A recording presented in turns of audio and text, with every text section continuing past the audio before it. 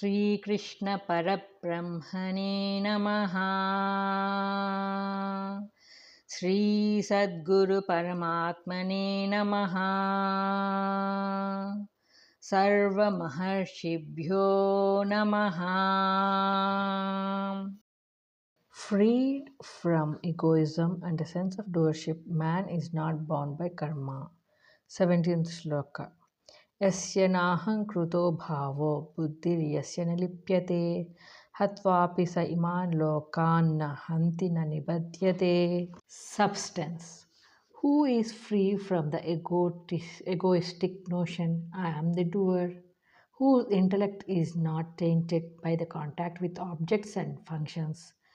Though having slain all the beings, he does not slay, nor is he bound by the evil of action. Commentary. It is declared here that the man who has no sense of doership, I am doing this or that, whose intellect is not contaminated by anything material, is not affected by evil, though he slays all the beings in the world. This verse has to be understood correctly and interpreted very carefully. Otherwise, man verily falls into the bottomless pit of ignorance. The cause of karmic bondage is the sense of doership, personal agency in all actions. The attachment of the deluded intellect to material objects is also the cause of bondage. When the false sense of agency and attachment are left behind, action has no power to bind man. Good and evil arising from action cannot affect man. This truth is declared here. It is certainly does not mean that man can kill people and escape punishment. How can the man of Atma Sakshatkara, who sees everything as Atma, who knows that he is not the doer, who is unattached, who is established in self, and who looks upon all beings as his own self, cause injury to others? He thinks and works for the well being of all beings. He becomes Sarva Bhutahite Rataha.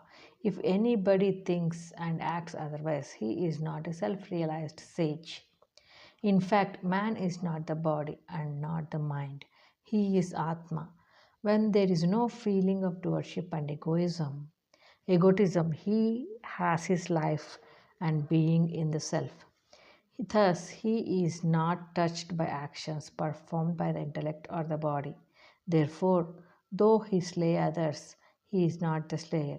This truth is declared emphatically. The Lord wants to emphasize the absolutely pure and perfect nature of Atma, who is independent of every phenomenal change. Good and evil arise from action done with the feeling of personal doership. Descending from the Atmic state, man identifies himself with the mind and body, and hence he gets bound by his own actions. Freed from this delusion, man knows that he is the Atma, the eternal actionless self. There is no punya or papa for him. He has gone beyond good and evil. Any amount of good does not bind him, and so also no amount of evil can come to him. For that man, the little I is dead and gone, and so there is neither the doer nor the enjoyer. Arjuna, being a Kshatriya, has the duty prescribed by the Shastras to protect the righteous and destroy the wicked. The Kauravas should be slain for their unrighteousness. The Lord says to the warrior disciple, O Arjuna, fight the battle and slay the Kauravas, but do so knowing fully that you are not the personal agent of action, that you are in truth the eternal self. Then you shall remain free. Thus, here is the Lord's reply to Arjuna's original doubt, how can I kill my own people? The freedom of Atma from all good and evil is the truth. Those who have reached that state have gone beyond both, and yet let it be firmly known that when the Atmagnani acts using the lower instruments, his actions are full of compassion for mankind. His hands do only good work.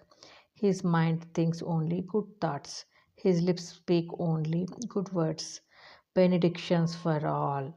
He acts if he so desires for the welfare of all beings.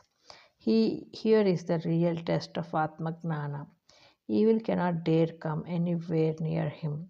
He is like the lion of whom the lower beasts are afraid and come not near. Let the aspirants hear this clearly in mind and test their knowledge by the purity of their thoughts and actions.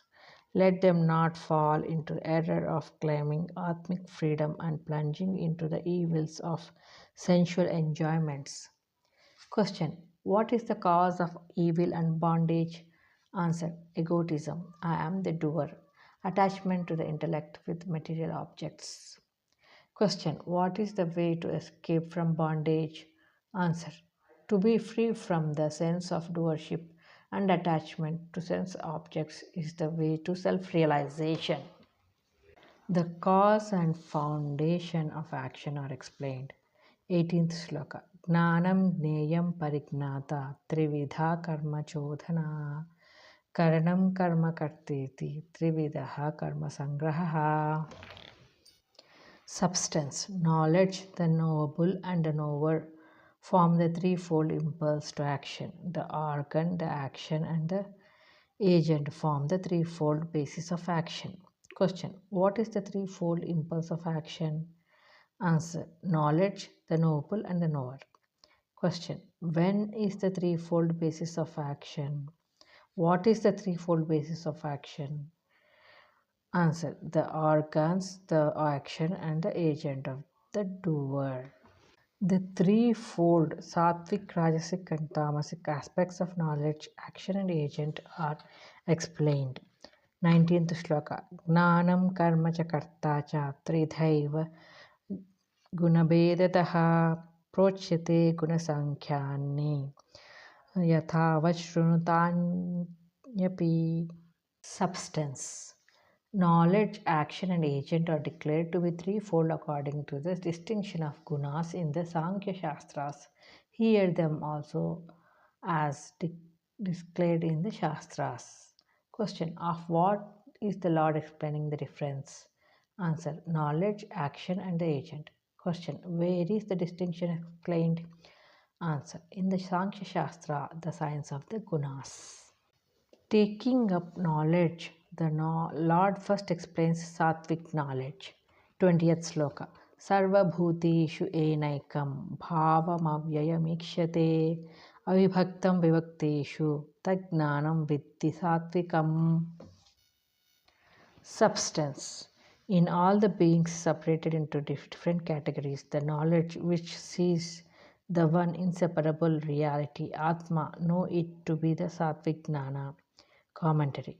To the physical eye and the deluded mind, the beings of the world, both moving and non moving, appear distinct and separate from one another. They are divided into separate categories. But to man in whom the knowledge is opened, the one inseparable and indivisible Brahman alone appears as the one reality pervading all. That knowledge by which this oneness is discovered, known, and seen is called a Sattvic Gnana. Sarva Bhuteshu, the Lord Atma, is present in all beings of the universe. So even the lowest of beings above the law have the Lord as their background and foundation. Knowing it, everyone can reach the Supreme. Though the wave is small and weak, yet the foundation for it is the mighty ocean. Merging in it, the little wave realizes the mighty reality. So also the little man who is thinking of himself as low and weak, wretched and miserable can realize less his immeasurable power and knowledge by merging in Atma, the one reality behind everything in the universe. Know that you are Atma and you are freed from all limitations. The wise man sees the ocean behind the millions of waves being big and small. He sees the clay in the millions of earthen pots of different shapes and sizes. He sees the string behind the hundreds of colorful flowers in the garland. This is the perception of the reality behind the appearances. By this knowledge, man sees the one indivisible ocean of Sachidananda throughout the universe in the sun, in the moon, in the stars, in the oceans and mountains and rivers and trees, in men and women, in all the animals, birds, and all beings moving and immoving. He sees the one self, Atma, the Lord in the diversity. He sees the unity. In the perishing, he sees the indestructible. It is an insentient matter. He sees the one consciousness. In the changing, he sees the changeless. This is Sattvic Gnana. From this, we understand that ignorance is the cause of the perception of manifoldness. Knowledge sees the one, ignorance sees the many. These three attributes are mentioned referring to Atma, one indestructible, indivisible. The differences between Atma and the objective universe is given here. Atma is one, ekam, and objects are manifold. Atma is indestructible, avyayam, and the objects are subject to death. Atma is indivisible, avibhaktam, but the objects are separated. People speak of different kinds of knowledge in the world as knowledge of physics, mathematics, arts, painting, architecture, etc., of the administrative and political systems, and so on. This knowledge does not take one beyond the objective world. The unity is not pursued and apprehended by this knowledge. What science can teach people to know the one indivisible, indestructible Atma? What science can take them beyond the reach of death and destruction? What material science can open his eye of knowledge? It is Brahma Vidya alone that will enable men to see the world as it really is. It is Brahma Gnana alone which enables men to know what they really are and which will shatter the binding veil of ignorance and delusion. Of what use is all the knowledge of the world without knowing the basis, the foundations of all beings?